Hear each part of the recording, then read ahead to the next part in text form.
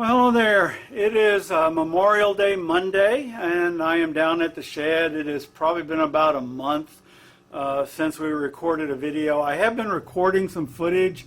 We've been down here every week working, but everything is so repetitive, and it's things we've done before, and I just didn't think it was worth, the content just wasn't there to make a video that would be interesting for anybody to watch. So I'm going to just kind of bring you up to date to where we are. I'll look through the other stuff, and if there's some clips that make sense to show, I might piece them in here. But I'm going to try to do a few different things today, but I want to point out kind of what we have done.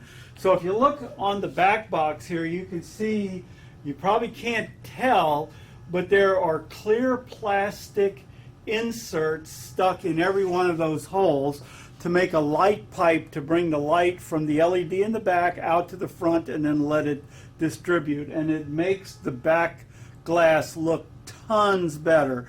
So we've been working on the lathe, cutting these little a long plastic rod up into little pieces with a cutoff tool and sticking them in there. Now another thing we've done, and I don't think there's any place you can see it on this table. Can you see that spot right there? You can see that there's one of our little light pipes that stick up and make a bulb simulator. Now we've been doing those by hand. We've been using a cutoff tool to cut it off, and then a rasp to round off the outer edge, and then parting it off to about 1 inch long, pulling it back out, building another one. Well, one of the things we want to do is make a cutoff tool that will do that shape in one go. So there'll be a curved section on one side, a flat section on the other side. We'll cut it out of high-speed steel, and we'll just plunge it in, and it should cut the round part on one side and do the parting off all in one go. So that's the plan, and Mike has purchased some tool steel for us to work with, and he's mounted his bench grinder up over here, right over there on the side on the bench. So one of the first things I'm probably going to play at is seeing if I can grind this tool steel. Now this came from Amazon.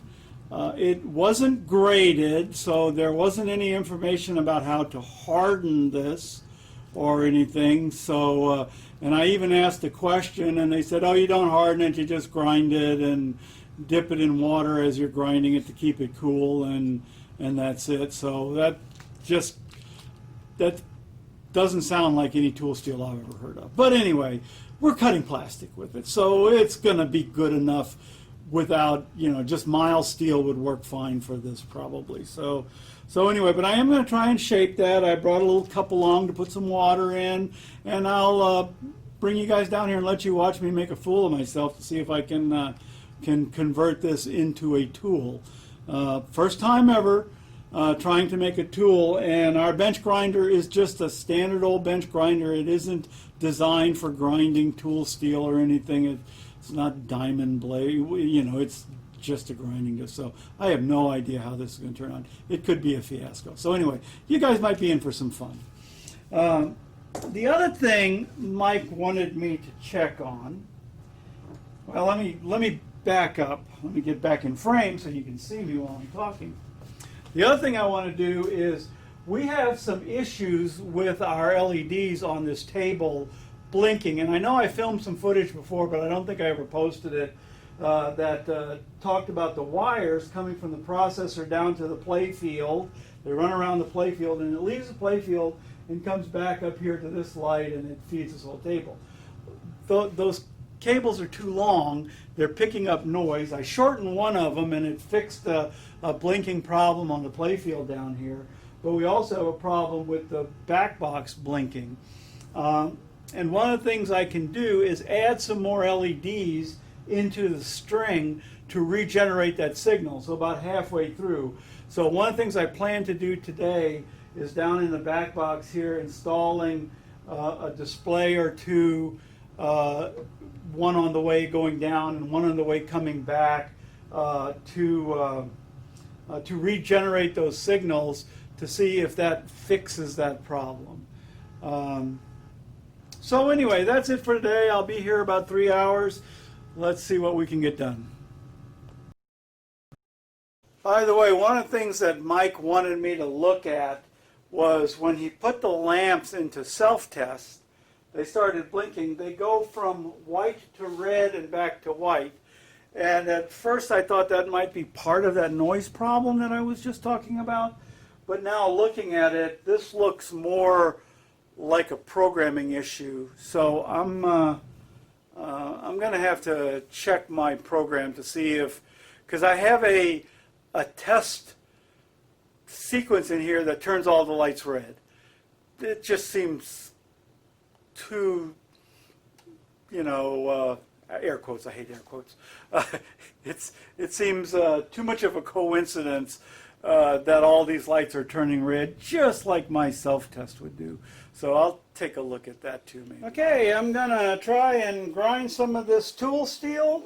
Mike and Spencer have stopped by. They're picking up some tools out of their storage unit in the back so that they can go to their job site where they're working today.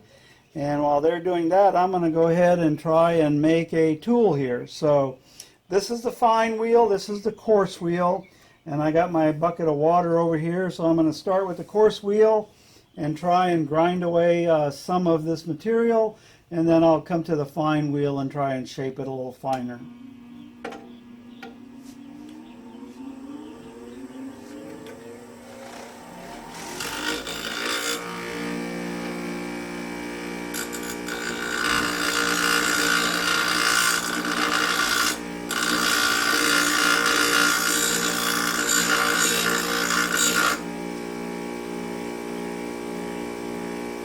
It does heat up in a hurry.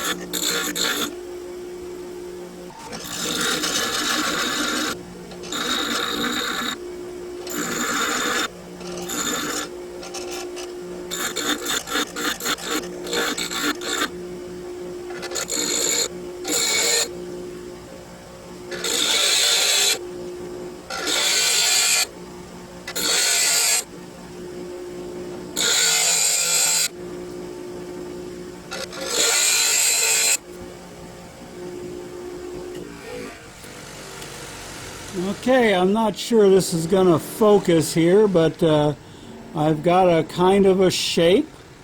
I'm going to go ahead and give this a try just to see how it works. So I'll bring you over to the lathe. We'll chuck this up and we'll see how it works. Okay, hopefully you can see I have the new tool set up right here. I have a piece of plastic already set in here, and it's extended out exactly 1 inch. So from the very tip here, so I think I'll be cutting off 1 inch. I could be wrong about that, but I'm going to bring this up and plunge that in and see what it does. Let me take my tool out.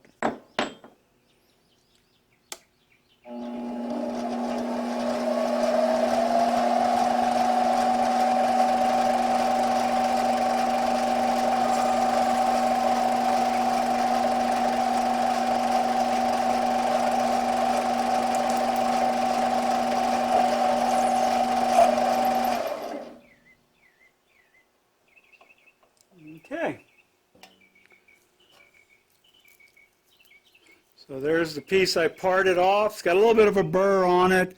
Can I get that in there? Yeah, it's got a little bit of a burr on it, but we just hit those on a piece of sandpaper. I'm going to measure this to see if it's the right size. But let me take the other one out of the...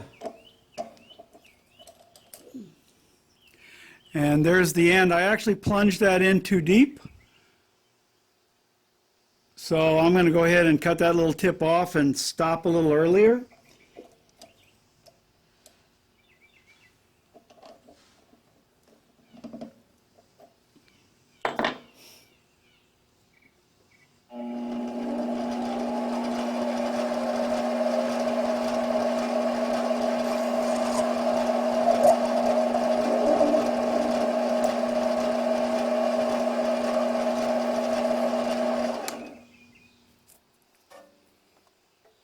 And that looks perfect.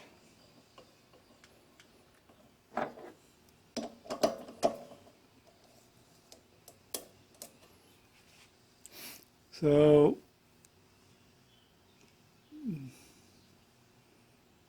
come on, focus. So you can kind of see it's got a pretty good shape there. It's round enough for what we do. It's not as shiny as I would like, but I think maybe sharpening that thing with a little stone or some really, really fine sandpaper might give me a smoother edge and therefore a rounder or a shinier end. So I'm going to play around with that, but not today. So let me get a...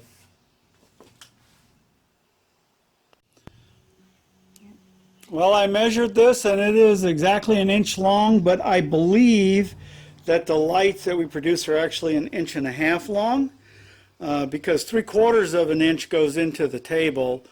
So that would leave, if it's 1.5 inches, that would leave 3/4 of an inch sticking out. This would only leave 1/4 of an inch. That would only leave 1/4 of an inch sticking out, which would not be enough. So this one's a little too short. But anyway, the tool I think works adequately right now. Matter of fact, that end right there, come on.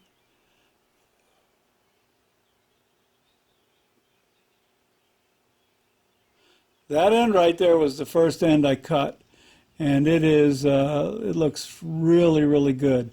Now my thinking is that I might take a rat tail file that's actually round and work at that edge just a little bit more and then polish it, like I said, with some maybe 2000 grit sandpaper or something to get a really sharp razor edge on the end of that, and I think we'll be in business. So let's get on to something else. Okay, I have you set up looking at the back box right now, and I'm going to work at trying to get rid of the noise that we get in the back box. And my plan was to install another LED in series, but when I'm looking at this, here's my cable coming up from the play field. So the last light on the play field feeds this line, which feeds the first light up here. And I was looking that if I had wired this so that this was the first light, I would have had a lot less problem because that would have made that about 2 foot shorter.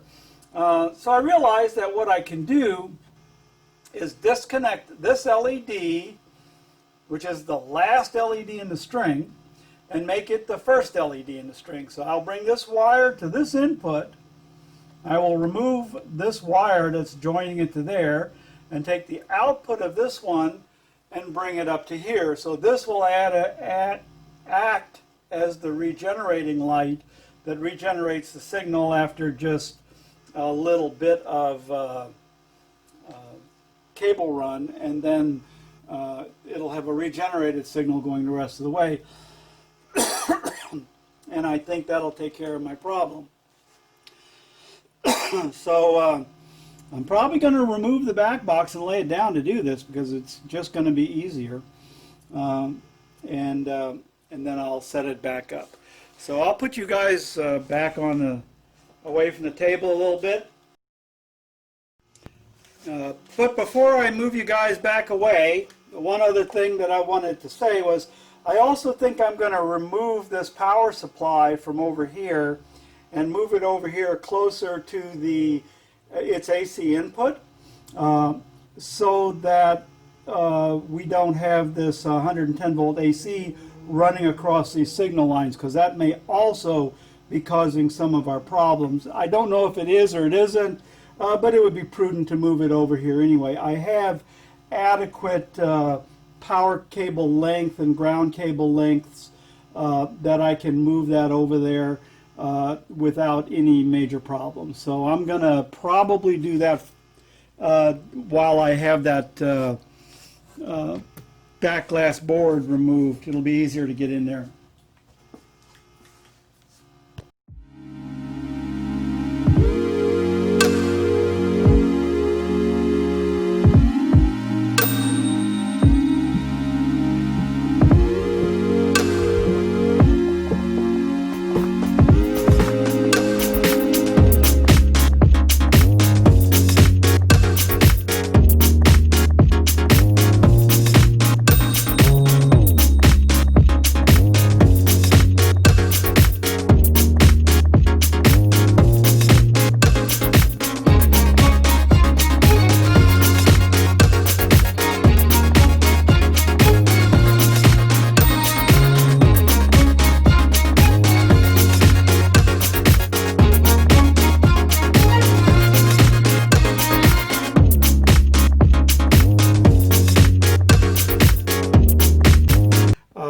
I've taken the output of this LED and wired it up to here.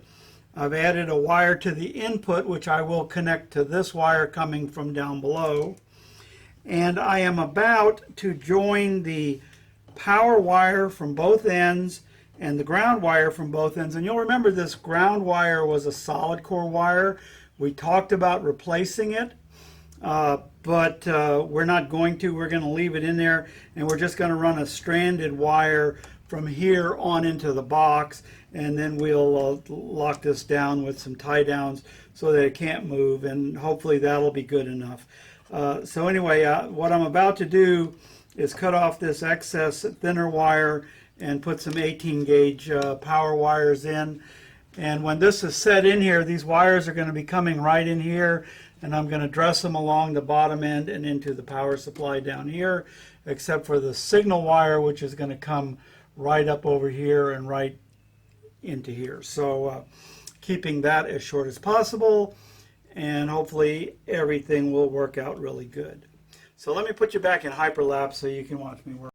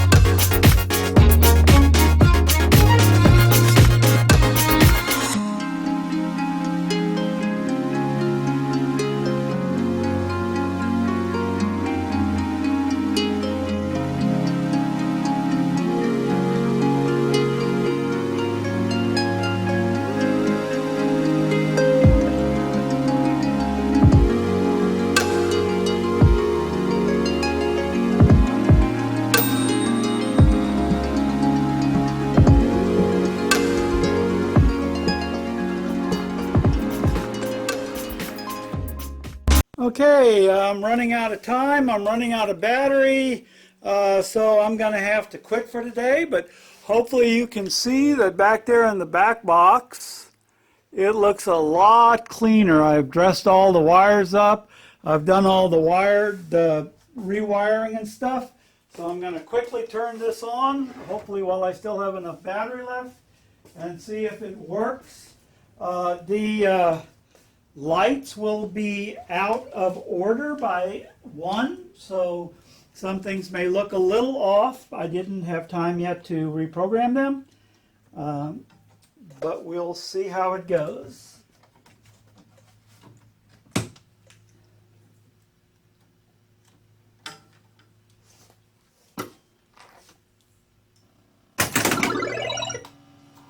Well, the lights have all come on for the most part.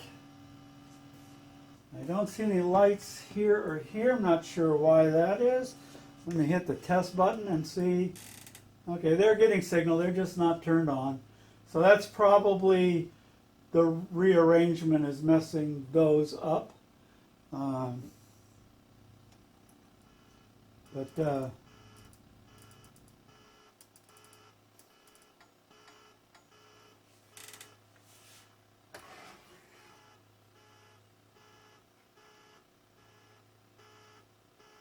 Interesting that those are flashing like that. I would not expect that.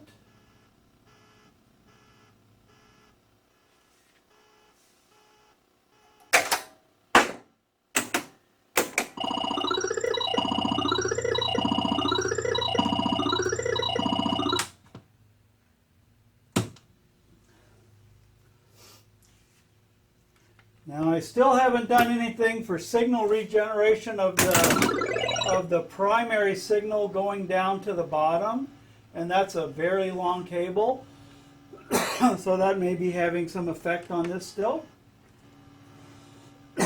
But I am out of time for today, and probably out of battery.